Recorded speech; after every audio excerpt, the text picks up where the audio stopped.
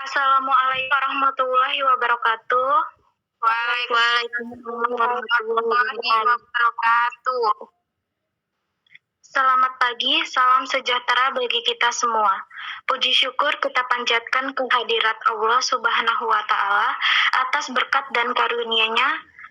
Meski dalam pandemi COVID-19 kita masih dapat berkuliah daring seperti sekarang ini. Dan tak lupa salawat serta salam kita hanturkan kepada junjungan kita Nabi Muhammad Sallallahu Alaihi Wasallam.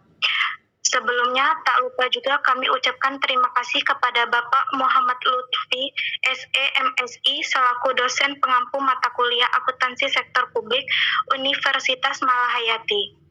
Dan teman-teman semua yang telah menyempatkan diri untuk hadir dalam diskusi kuliah kita pada pagi hari ini. Baik, marilah kita mulai presentasi pagi hari ini dengan lafaz basmalah. Bismillahirrahmanirrahim. Pertama-tama izinkan saya memperkenalkan diri terlebih dahulu. Kami dari kelompok 4 dengan judul subbab Sistem Pengendalian Internal Pemerintahan yang beranggotakan Hanisa Fitri, NPM 19210012, saya sendiri Jarina, NPM 19210013, sekaligus selaku moderator dalam presentasi ini. Dan yang terakhir ada Jessi Ayu Putri, 19210014. Baik, untuk mempersingkat waktu, materi akan dipaparkan terlebih dahulu oleh Hanisa Fitri. Kepada Hani, dipersilahkan. Baik, saya akan membacakan materi pada pagi hari ini, yaitu sistem pengendalian internal merupakan suatu proses pengendalian yang melekat pada tindakan dan kegiatan pimpinan, organisasi beserta seluruh karyawan yang dilakukan bukan hanya bersifat idensital dan responsif atas kasus tertentu saja, tetapi bersifat terus-menerus. Sistem pengendalian internal memberikan jaminan yang memadai, bukan jaminan absolut, karena sangat sulit dan mahal untuk membangun sistem yang sempurna.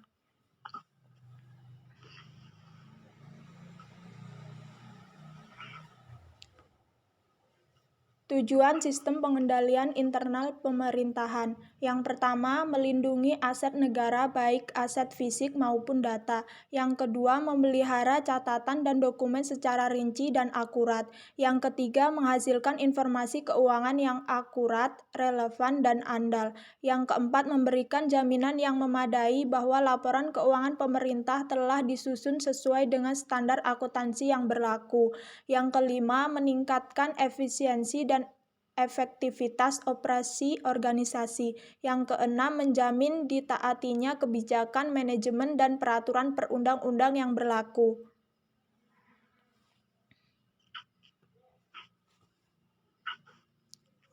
Berikutnya ada sistem pengendalian internal memiliki 3 fungsi utama. Yang pertama, pengendalian preventif, merupakan pengendalian yang bersifat pencegahan sebelum suatu masalah dalam ancaman terjadi. Pengendalian preventif dapat dilakukan melalui perbaikan dan penguatan sistem dan prosedur melalui front control plan. Yang kedua, pengendalian deduktif, pengendalian untuk menemukan masalah segera setelah terjadi. Pengendalian deduktif dilakukan melalui audit, investigasi, inspeksi mendadak, dan menyediakan penyidikan dapat untuk memperkuat pengendalian preventif. Yang ketiga, pengendalian korelatif. Pengendalian korelatif digunakan untuk memperbaiki masalah pengendalian yang sudah terlanjur terjadi, termasuk dalam bentuk pengendalian korelatif, misalnya pembuatan backup file dan kopi dokumen. Pengendalian korelatif dapat dilakukan misalnya melalui pengecekan dan ada tidaknya kesalahan perhitungan rekonsiliasi bank dan pemasangan CCTV dan alarm.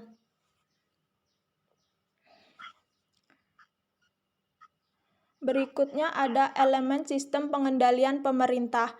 Pada tahun 2008, pemerintah mengeluarkan Peraturan Pemerintahan Nomor 6 Tahun 2008 tentang Sistem Pengendalian Internal Pemerintah.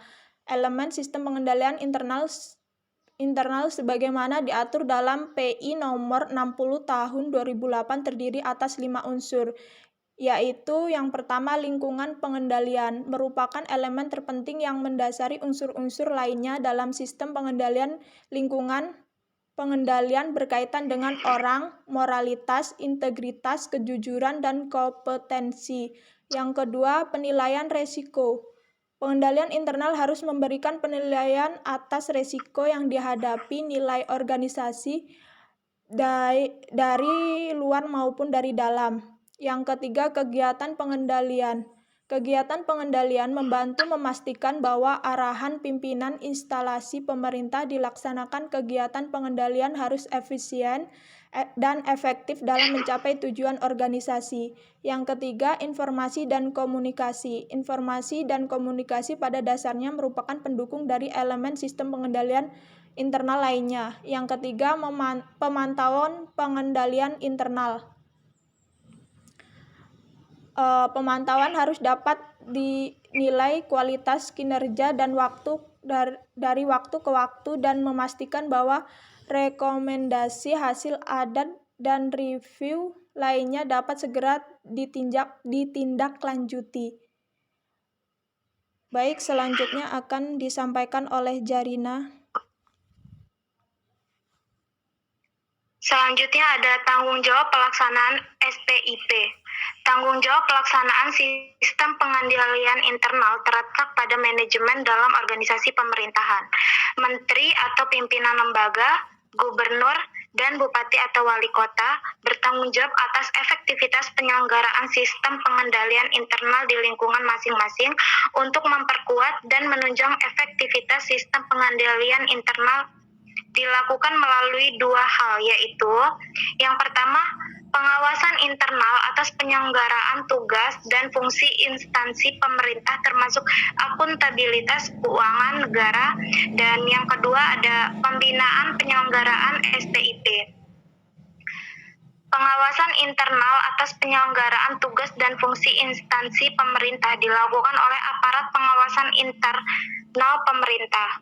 Aparat pengawasan internal pemerintah melakukan pengawasan internal melalui yang pertama ada audit, yang kedua review, yang ketiga evaluasi, yang keempat pemantauan, dan yang terakhir ada kegiatan pengawasan lainnya.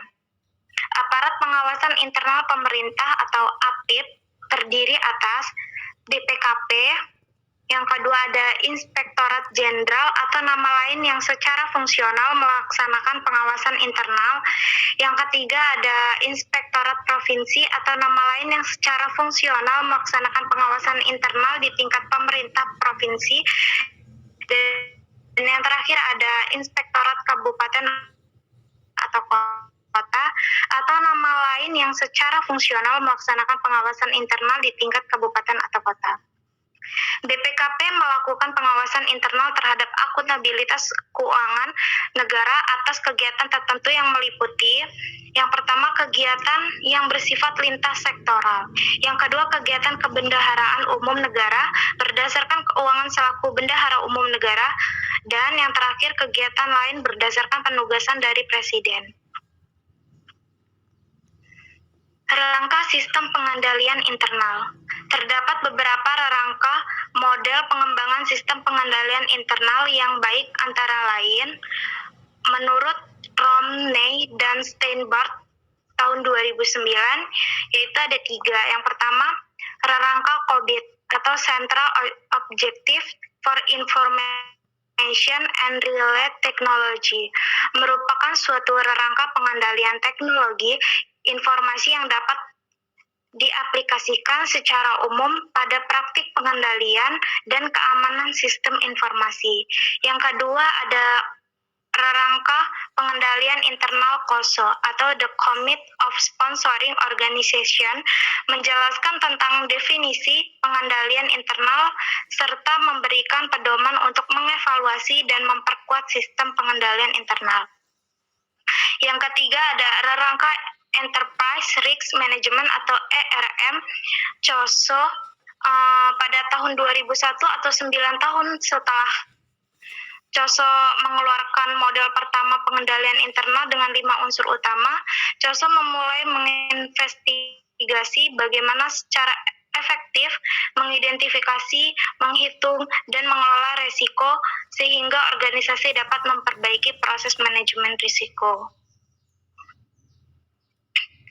Selanjutnya ada model pengendalian internal ERM COSO memiliki 8 komponen, yaitu lingkungan internal atau internal environment. Yang kedua ada penetapan tujuan atau objective setting. Yang ketiga ada identifikasi peristiwa atau event identification. Yang keempat ada penilaian risiko atau risk assessment. Yang kelima ada respon risiko atau risk response. Yang keenam ada aktivitas pengendalian atau kontrol aktivis. Yang ketujuh ada informasi dan komunikasi. Yang terakhir, yang kedelapan ada monitoring. Kesimpulan, sistem pengendalian internal sangat penting dalam mewujudkan pemerintahan yang bersih dan baik. Good government. Organisasi apapun, baik sektor publik, sektor bisnis, maupun sektor sosial, perlu memiliki dan membangun sistem pengendalian internal yang baik dan andal. Dengan adanya sistem pengendalian internal yang memadai, maka berbagai penyimpangan, kecurangan, korupsi, dan kesalahan dapat diminimalis, sehingga terlindungi aset-aset organisasi. Selain itu, sistem pengendalian internal yang baik juga dapat meningkatkan efisiensi dan efektivitas organisasi serta meningkatkan kualitas laporan keuangan yang berdampak pada kualitas tata kelola organisasi. Sistem pengendalian internal merupakan tanggung jawab manajemen dan semua pegawai untuk melaksanakannya secara konsisten dan berkesinambungan. Sistem pengendalian internal bukan merupakan hasil akhir, tetapi merupakan suatu proses yang terus-menerus sehingga sistem pengendalian internal organisasi harus selalu direview, dievaluasi, dan diperbaiki. Adapun unsur-unsur sistem pengendalian internal yang harus diperkuat organisasi adalah lingkungan pengendalian, penilaian risiko, kegiatan pengendalian informasi dan komunikasi, serta mentoring.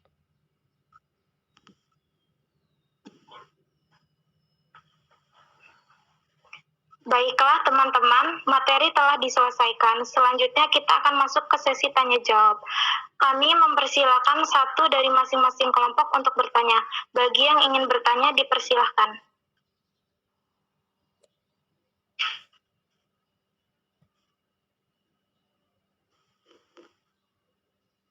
Teman-teman. Fani, Jar. Ya, Jar, Anggis. Iya, Fani. Ya, baik. Saya Fani Bisaya Desa Fitri, NPM 1921-024, perwakilan dari kelompok 6. Izin bertanya, apakah ada kaitannya antara penyelenggaraan sistem pengendalian intern pemerintah atau SPIP yang baik dan pemberian opini oleh BPK terhadap laporan keuangan instansi pemerintah? Iya, Fani, tolong ditulis di kolom chat ya. Baik, Jarina. Terima kasih. Iya. Selanjutnya, Anggis, Jar. iya, Anggi, silahkan. Assalamualaikum warahmatullahi wabarakatuh. Waalaikumsalam warahmatullahi wabarakatuh. Saya Anggis Novitania, NPM 1921-0006, perwakilan dari kelompok 2. Izin bertanya, apa saja tahapan untuk penyelenggaraan sistem pengendalian internal pemerintahan di instansi pemerintah? Terima kasih. Wassalamualaikum warahmatullahi wabarakatuh. Waalaikumsalam warahmatullahi wabarakatuh. Anggis, tolong pertanyaannya tulis di kolom chat ya. Ya, Jar. Apakah ada yang ingin bertanya lagi? Jar, Eli mau nanya. Iya, Eli, silahkan. Ya, Assalamualaikum warahmatullahi wabarakatuh. Nama saya Eliana. Saya perwakilan dari kelompok 3. Pertanyaannya, apa saja karakteristik sistem pengendalian internal? Iya, Eli. Pertanyaan tolong tulis di kolom chat ya. Oke. Apakah ada yang ingin bertanya lagi?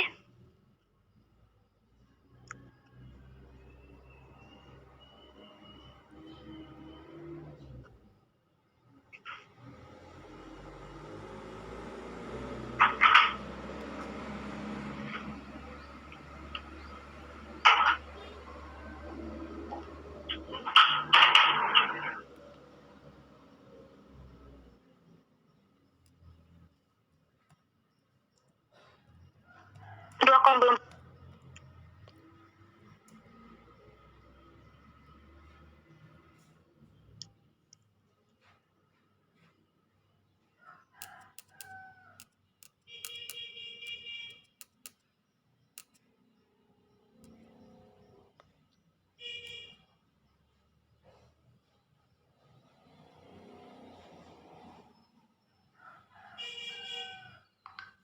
Baik, untuk menunggu pertanyaan dari dua kelompok lagi, saya akan menjawab pertanyaan dari Fani Dwi Cahya, perwakilan dari kelompok 6. Pertanyaannya, apakah ada kaitannya antara penyelenggaraan sistem pengendalian internal pemerintah atau SPIP yang baik dan berikan opini oleh BPK terhadap laporan keuangan instansi pemerintah? Baik, izin menjawab. Iya, ada kaitannya. Pemberian opini audit itu sendiri diberikan oleh BPK RI sebagai lembaga resmi negara yang bertugas untuk memeriksa laporan keuangan pemerintah, baik pemerintah pusat maupun pemerintah daerah. Pernyataan opini dari BPK tentunya bergantung sebagaimana tingkat kepatuhan dalam pengelolaan sistem pengendalian internal atau SPI. Pemberian opini atas laporan keuangan instansi pemerintah oleh BPK akan memperhatikan hal-hal berikut ini. Yang pertama, kesesuaian laporan keuangan dengan standar akuntansi pemerintah atau SAP sesuai PP nomor 24 tahun 2005. Yang kedua, prinsip full disclosure menyajikan secara lengkap informasi sesuai SAP. Yang ketiga, ketaatan terhadap peraturan perundang-undangan yang berlaku. Yang keempat, sistem pengendalian internal yang memadai. Jika keempat hal tersebut tidak terpenuhi, maka opini BPK tidak akan wajar tanpa pengecualian. Bagaimana, Fani? Apakah sudah paham? Terima kasih Jarina, sudah paham. Iya, sama-sama, Fani.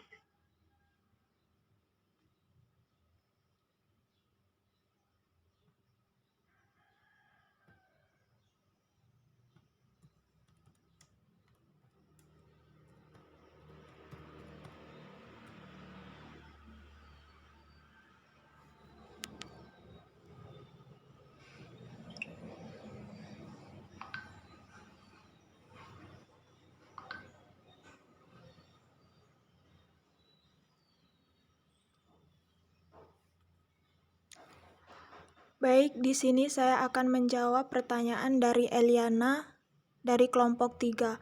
Apa saja karakteristik sistem pengendalian internal?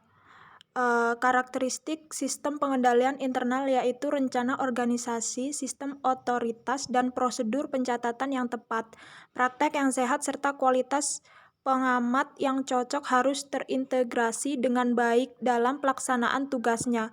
Kelancaran pekerjaan akan memudahkan sistem pengendalian internal dalam mencapai tujuan. Bagaimana, Eli? Iya, Jarina, terima kasih sudah cukup mengerti. Hani, Eli, bukan Jarina. Oh iya, Hani, maaf. Terima kasih kembali, Makasih, Eli. Hani. Iya.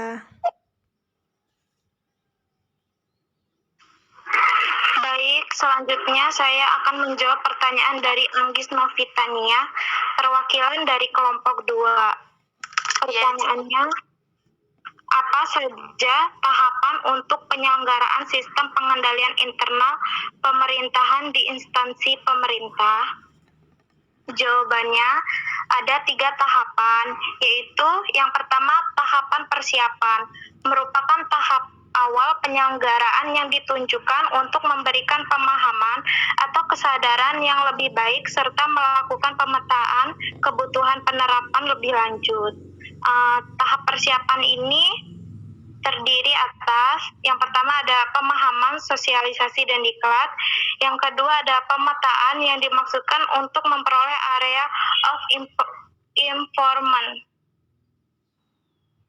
Yang kedua ada tahap pelaksanaan, merupakan langkah tindak lanjut atas hasil pemetaan yang meliputi pembangunan infrastruktur dan internalisasi.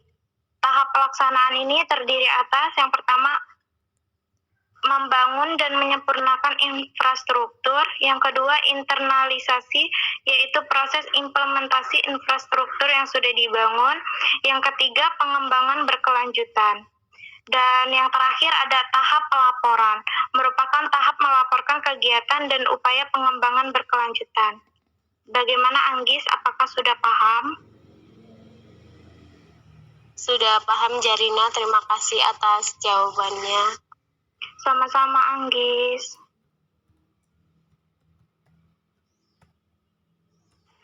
Jarina mau nanya. Iya Agnes, silakan. Juga mau nanya, Jar. Iya, Nia, sampai Agnes dulu. Assalamualaikum warahmatullahi wabarakatuh. Nama saya Agnes Corliana Putri, perwakilan dari kelompok 1. Izin bertanya,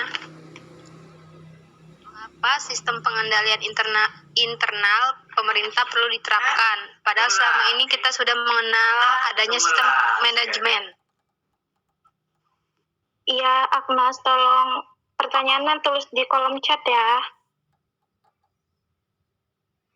Ya, Selanjutnya,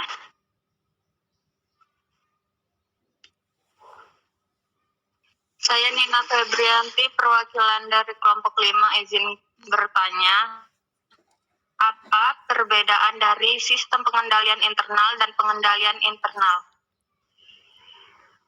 iya Nina, tolong pertanyaannya tulis di kolom chat ya. Ya, Nina. Iya, Nina. Iya.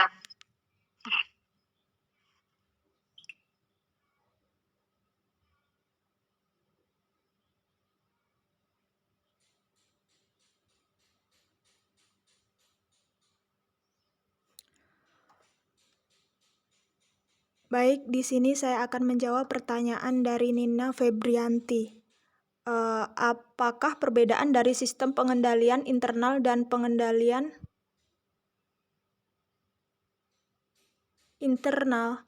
Jawabannya, pengendalian internal merupakan bagian dari masing-masing sistem yang dipergunakan sebagai prosedur dan pedoman pelaksanaan operasional perusahaan atau organisasi tertentu.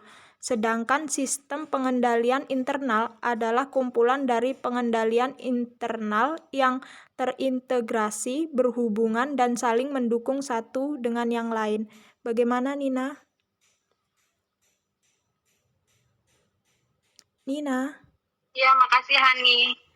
Iya, sama-sama.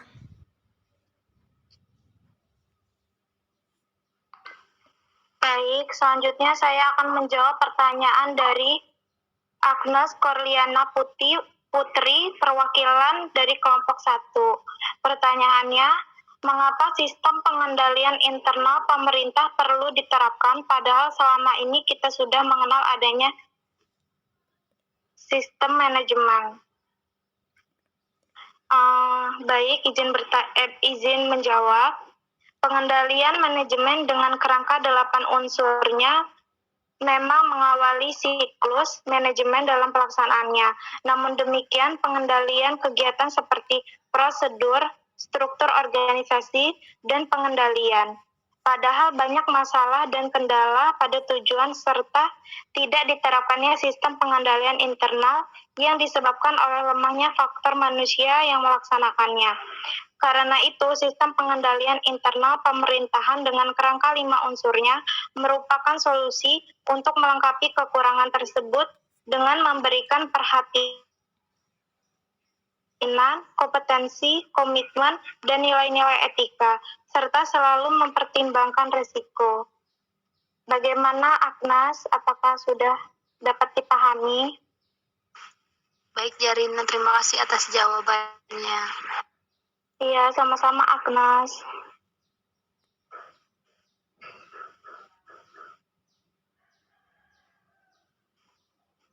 Baiklah, tiap-tiap pertanyaan masing-masing kelompok sudah terjawab. Selanjutnya kita akan masuk ke sesi 2, yaitu sesi tanya jawab, di mana kami akan memberikan pertanyaan kepada individu. Ya, Jar.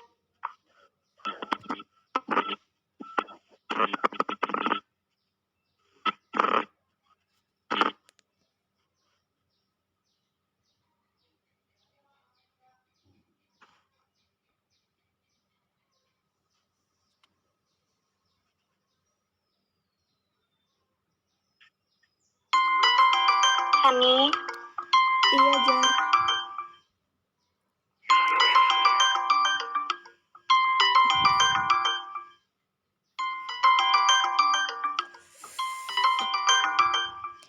Baik, saya akan bertanya kepada Dia Siti Nurjana.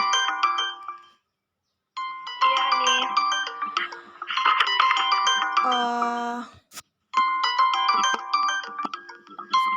Dia sebutkan 3 tujuan sistem pengendalian internal pemerintah. Tunggu bentar Hani. Iya.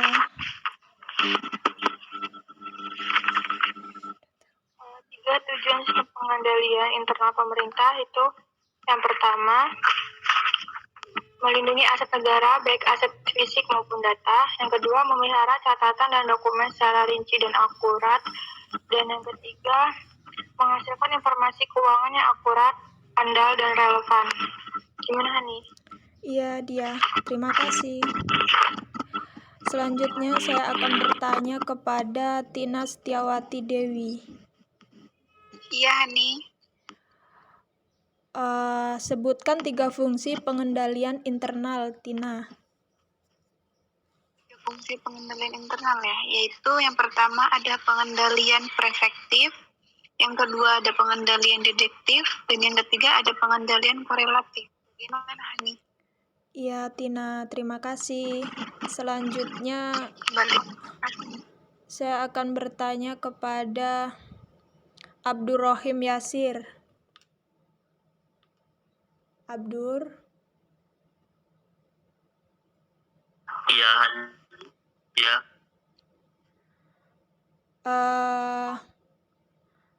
Apa pengertian dari pengendalian preventif?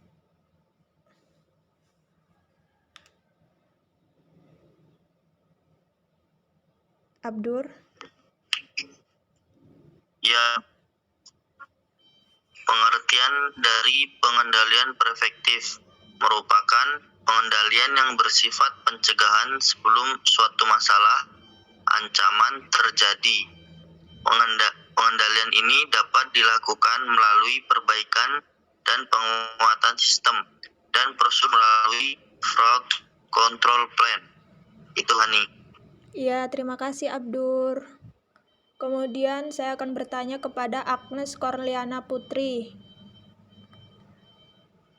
Iya Hani. Apa itu pengendalian korelatif, Agnes? Iya sebentar ya Hani.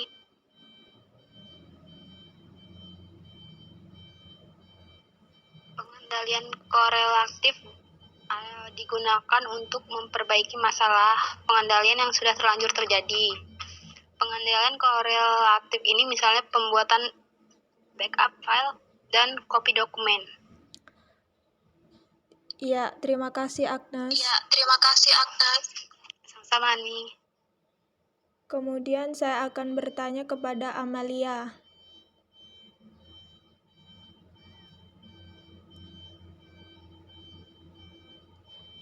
Amalia.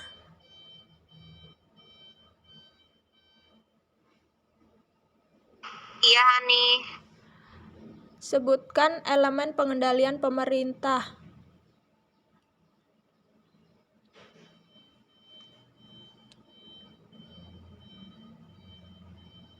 Amalia. Baik Hani, tunggu sebentar. Iya, tunggu sebentar ya Hani.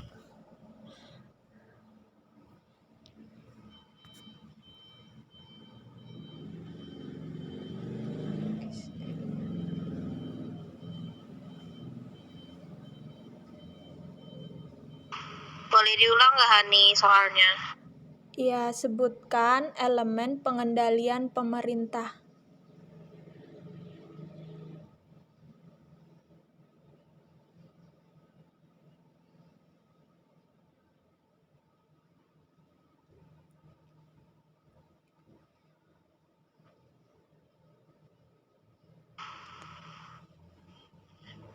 Yang pertama lingkungan pengendalian, yang kedua penilaian resiko, yang ketiga kegiatan pengendalian, yang keempat informasi dan komunikasi, yang kelima pemantauan pengendalian internal.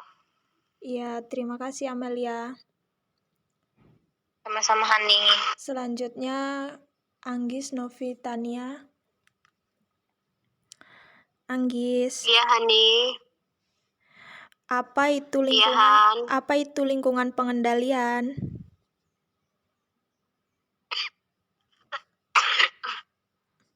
Lingkungan pengendalian merupakan elemen terpenting yang mendasari unsur lainnya dalam sistem pengendalian. Lingkungan pengendalian berkaitan dengan orang, moralitas, integritas, kejujuran, dan kompetensi. Bagaimana Hani? Iya benar, Anggis. Terima kasih. Terima kasih kembali Han. Selanjutnya saya akan bertanya kepada Devi Nopianti. Iya Hani. Devi, apa itu Ya, kegiatan pengendalian? bentar ya Han. Kegiatan pengendalian membantu memastikan bahwa arah pimpinan instansi pemerintah dilaksanakan. Kegiatan pengendalian harus efisien dan efektif dalam mencapai tujuan organisasi. Bagaimana Hani? Iya, Devi benar. Terima kasih, Devi. Iya Selanjutnya Hani. saya akan bertanya kepada Dila Amadea. Iya Hani. Sebutkan dua sistem pengendalian internal yang dilakukan. Bisa diulang nggak Hani? Sebutkan dua sistem pengendalian internal yang dilakukan.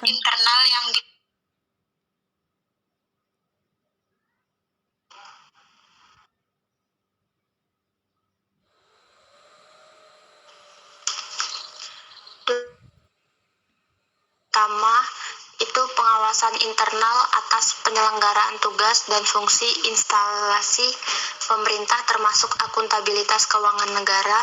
Yang kedua, itu pembinaan penyelenggaraan SPIP. Bagaimana Han?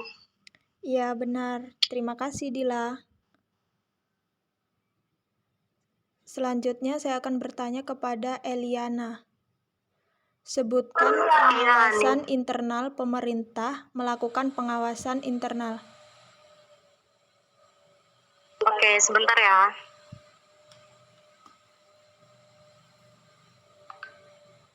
Tadi pertanyaannya sebutkan pengawasan internal pemerintah melakukan pengawasan internal.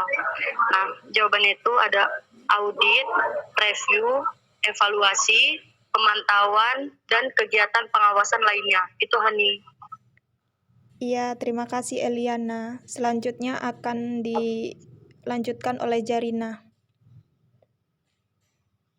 Baik, saya akan melanjutkan. Yola, Patria, pertanyaannya sebutkan aparat pengawasan internal pemerintahan. Aparat pengawasan internal ya? Iya, sebutkan aparat pengawasan internal pemerintahan. Aparat pengawasan internal pemerintahan itu ada BPKP, Inspektorat Jenderal atau nama lain secara fungsional melakukan pengawasan internal. Terus ada Inspektorat Provinsi atau nama lain yang secara fungsional melaksanakan pengawasan internal tingkat pemerintah provinsi.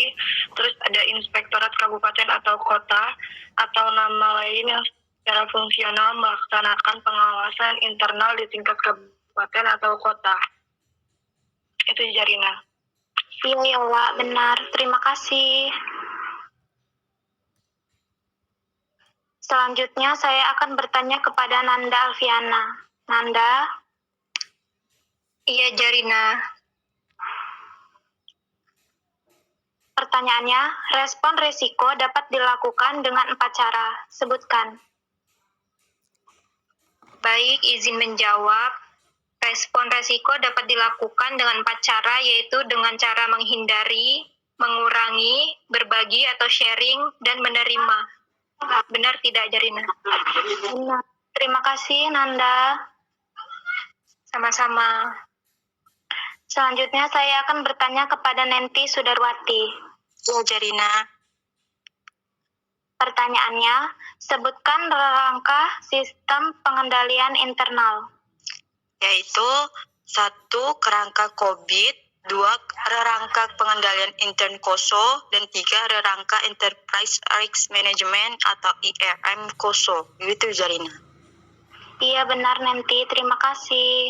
Sama-sama. Selanjutnya saya akan bertanya kepada Nina Febrianti. Ya, Jarina. Pertanyaannya, apa itu rangka COVID?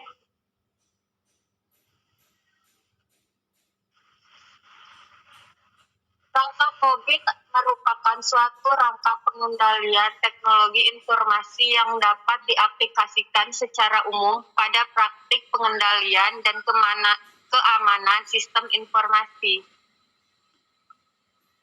Iya benar, terima kasih Nina.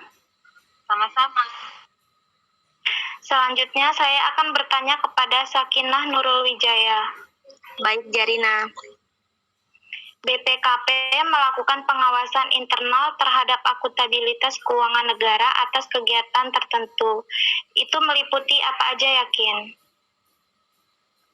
Yang pertama, kegiatan yang bersifat lintas sektoral. Yang kedua, kegiatan kebendaharaan umum negara berdasarkan keuangan selaku bendahara umum negara. Dan yang ketiga, kegiatan lain berdasarkan penugasan dari Presiden. Begitu, Jarina. Iya benar, terima kasih Sakinah. Selanjutnya saya akan bertanya kepada Mbak Sela. Ya, Jarina. Pertanyaannya, sebutkan 5 model komponen pengendalian internal ERM COSO. 5 model komponen pengendalian internal IRM KOSO. Pertama, lingkungan internal. Kedua, penetapan tujuan. Ketiga, identifikasi peristiwa. Keempat, penilaian resiko. Dan yang terakhir, respon resiko. Bagaimana, Jarina? Iya benar Mbak Sel, terima kasih. Ya, sama-sama. Selanjutnya saya akan bertanya kepada Tri Cahyanti. Ya, Jarina. Pertanyaannya, apa pengertian dari sistem pengendalian internal? Sistem pengendalian internal merupakan suatu proses pengendalian yang melekat pada tindakan dan kegiatan pimpinan organisasi beserta seluruh karyawan yang dilakukan bukan hanya bersifat tertentu tetapi bersifat terus-menerus. Bagaimana, Jar? Iya benar Tri, terima kasih Tri. Sama. Selanjutnya saya akan bertanya kepada Fani di Cahyo.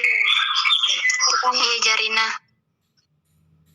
Tujuan ERM adalah untuk mencapai seluruh tujuan rangka pengendalian internal dan membantu organisasi. Sebutkan tujuan ERM, Fani. Tujuan RM yaitu 1. Memberikan jaminan yang memadai bahwa tujuan dan sasaran perusahaan dicapai dan berbagai masalah dapat diminimumkan. Kedua, mencapai target kinerja dan keuangan. Ketiga, menghilangkan resiko secara berkelanjutan dan mengidentifikasi langkah-langkah yang akan diambil dan sumber daya yang dialokasikan untuk menanggulangi atau memitigasi resiko. 4. Menghindari publikasi negatif yang dapat merusak reputasi organisasi. Bagaimana, Jarina? Iya Fani, benar. Terima kasih. Terima kasih, Jarina. Iya. Baiklah teman-teman, semua sesi telah dilangsungkan dengan baik. Harapan kami semoga apa yang kami sampaikan dalam materi kali ini dapat tersampaikan dengan baik oleh teman-teman semua.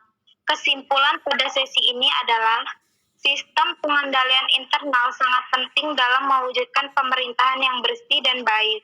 Organisasi apapun, baik sektor publik, sektor bisnis, maupun sektor sosial perlu memiliki dan membangun sistem pengendalian internal yang baik dan andal. Dengan adanya sistem pengendalian internal yang memadai, maka berbagai penyimpangan, kecurangan, korupsi, dan kesalahan dapat diminimalis, sehingga terlindungi aset-aset organisasi. Selain itu, sistem pengendalian internal yang baik juga dapat meningkatkan efisiensi dan efektivitas organisasi, serta meningkatkan kualitas laporan keuangan yang berdampak pada kualitas tata kelola organisasi. Sistem pengendalian internal merupakan tanggung jawab manajemen dan semua pegawai untuk melaksanakannya secara konsisten dan berkesinambungan. Sistem pengendalian internal bukan merupakan hasil akhir, tetapi merupakan suatu proses yang terus-menerus sehingga sistem pengendalian internal organisasi harus selalu direview, dievaluasi, dan diperbaiki. Adapun unsur-unsur sistem pengendalian internal yang harus diperkuat organisasi adalah lingkungan pengendalian, penilaian resiko, kegiatan pengendalian informasi, dan komunikasi serta mentoring. Sekian presentasi dari kami pada hari ini. Apabila ada kesalahan kata dan materi yang kurang lebihnya, kami mohon maaf dan kepada Allah kami mohon ampun. Kami ucapkan wassalamualaikum warahmatullahi wabarakatuh. Waalaikumsalam warahmatullahi wabarakatuh. wabarakatuh.